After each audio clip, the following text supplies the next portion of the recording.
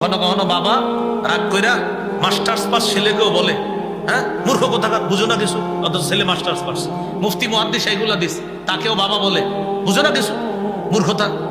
মূর্খতা কোথাকার তোমার মধ্যে, এই মূর্খতা কোত্থেকে আসলো?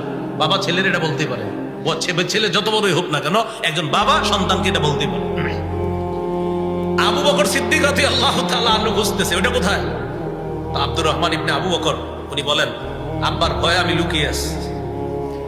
ইতিমধ্যে আব্বা আম্মাকে বলে ফেললেন, আল্লাহর কসম আজকে আমি খাবো না, তোমরা কেন এমনটা করলাম, মেহমানকে এতক্ষণ না খাওয়া রাখলাম।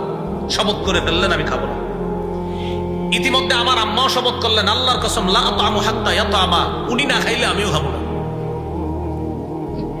কয়টা হলো শপথ? দুইটা। স্বামীও খাবে না, স্ত্রীও খাবে না। এবার মেহমানদের সামনে খাবার দিছে, আপনারা খান। আবু বকর সিদ্দিক উনি, আপনি তো বাসায় আসছেন, খাবে না? না, উনি শপথ করছে খাবে না। এবার মেহমানরা শপথ করে বললেন, আল্লাহর কসম উনি না খাইলে আমরা খাবো।